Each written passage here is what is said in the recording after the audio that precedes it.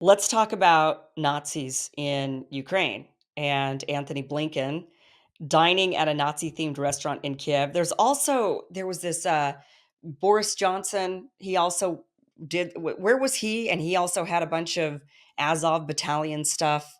I mean, just the cognitive dissonance with the I don't know, do you think it's cognitive dissonance? Like, they don't realize, "Oh, there's a bunch of Nazi paraphernalia around here," or do you think they know and they're saying, "Yeah, these guys are heroes." I mean, which one? Tell us first what they did, and then answer that question if you think they know what they're doing.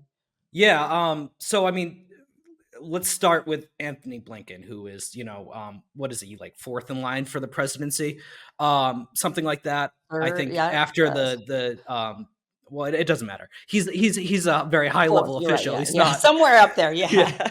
Um, he went to this restaurant in Kiev, and I had actually recognized this restaurant that he went to because I have done reporting on two different Americans who I also had photographs of at that restaurant because it's kind of iconic.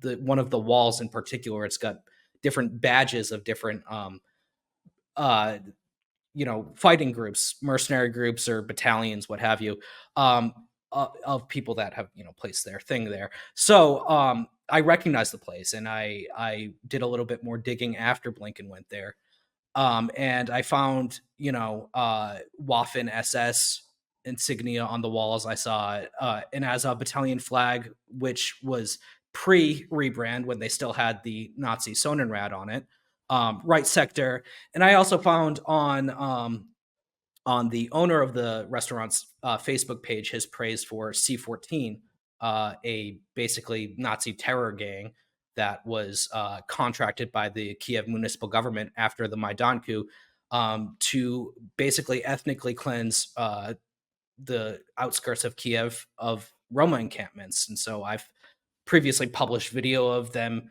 uh, carrying out pogroms and taking axes to tents and that kind of thing. And the 14, of course, in C14 refers to the Nazis' 14 word slogans. The leader of C14, I've published photographs of him signaling, and also, as it happens, meeting with interim president Volodymyr Zelensky. So you have all like very overt Nazi stuff on the walls, and like I think it's very difficult to make the argument that Anthony Blinken got conned because he's got a team of people that are planning every minute of his trip. You have for a very long time prior to the showdown in Mariupol, where Azov was headquartered, Western leaders, denouncing Azov for 8 years.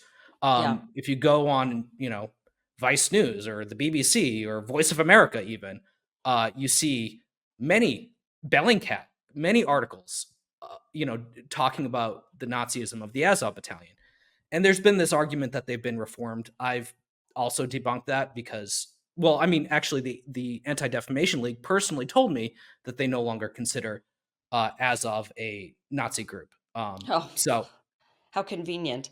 right. What do you think is I mean, that is just when it comes to to Ukrainians, why do you think they revere like Bandera and the Azov Battalion, and why do you think they're okay with all of these kind of Nazi relics that, if you go through Germany, for example, you'll never find anything like that except for as learning lessons for how to never ever be. They've reckoned with it. I know with Germany, they've been upset at Austria for not doing more. They feel like Austria doesn't do enough to reckon with its Nazi past. And it just seems like Ukraine, which many of us had never really known this, right? And many of us were never really taught that Ukraine was also kind of a hub. We knew about Germany and we're all taught about Germany and Austria somewhat. But then Ukraine, no one really ever talks about Ukraine and how that was a big hub for Nazism. Um, and so they've really not reckoned with their past, it seems. And they really seem to still embrace. I mean, what do you think it is that What are they latching on to with that? Well, it's the kind of the same issue that you see all over the world when a new national identity is formed based on a new nation existing. So Ukraine was part of the Soviet Union, and since then they needed their own national identity, and so their national identity, very much became anti-Russian. And who were the people that were, fighting the Russians? It was the Nazis. Oh, great, Um, okay, so that makes sense. It's just not I mean, I get that, that makes sense. Not ex but pretty bad, pretty bad. Yeah, yeah, no, I mean, it's awful, and they don't teach you about it in school, but there was what is referred to as the Holocaust of the East, and I've published photographs of units that are using Nazi insignia, referring to, for example, the Blowtorch Battalion, a Nazi group, and I published photographs of them lighting their cigarettes on the burning rooftops of Russian homes that they were destroying in Kharkov. So you have this like history of that. And I would say that it would be a mistake for viewers to walk away from this thinking that all Ukrainians are Nazis, because it's just not the case. And in fact, um, in national elections, Nazis, there was I think the 2018 election, there was a coalition of Nazi groups that ran for basically every office, and they got like 3% of the vote. So Mhm. I don't think that you can make the argument that like all Ukrainians are Nazis. What is the No, case is it seems though that they still embrace these figures though, right? These figures of the past. It doesn't seem like they themselves are Nazis today, but it seems like they're still very much revering these Nazis who fought the Russians, I guess, who then helped them gain their national identity. I would say that I don't have a reason to believe that like the average Ukrainian does, but there is abundant evidence that good portions of the military, in fact, the overwhelming majority of the military, and a lot of people in very high places of power in government, have these ideological sympathies. So it's really, I very much look at it as good Ukrainian people being held captive by a Nazi infested government and military.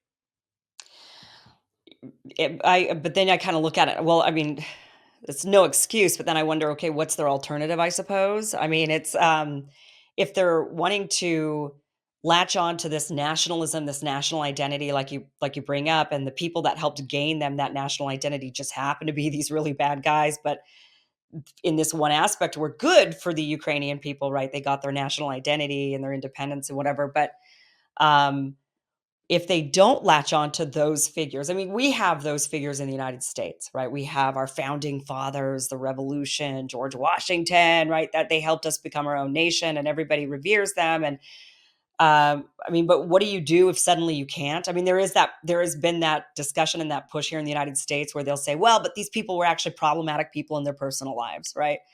And so the slave owners or something. So we should take down the statues. There's been that discussion here, but people don't really take it that seriously.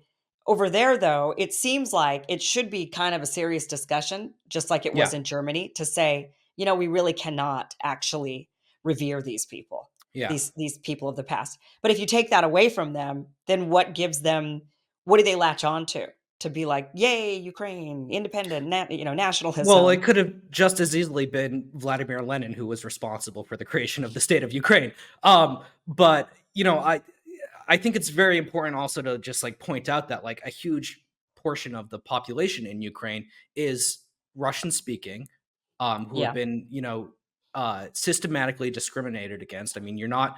I a few months ago I read a story about a woman who owns a beauty supply store who had to close her business because she was speaking Russian at the workplace to Oh, like a okay. Russian customer. So I mean, you have people like the teaching and the practicing of Russian language has been outlawed. It is an ethnic conflict in many ways. Um, so and you don't really have in the majority of Ukraine this like reverence for people like Stepan Bandera, who killed 100,000 Jews and Poles and Right. communists. But in the east, in cities like Lvov, which had a very large Jewish population, which is now non-existent due to pogroms. You do have Nazi coalition I spoke of earlier performed significantly better there, and in local elections and in the East they performed significantly better. So Hmm. you have this ethnic divide that the Ukrainian speaking regions is where the Nazi problem has been allowed to fester. Thank you for watching this clip from the full Kim Iverson show, which you could catch just by heading to that link down below, KimIversonShow.com. You can watch the full show from what you just watched, or you could catch the full show live Monday through Friday, live streams, 5 p.m. Pacific, 8 p.m. Eastern at KimIversonShow.com. See you then. Be sure to like, share, and subscribe. Never miss an episode. Never miss a clip. Never miss a segment. Thanks, guys.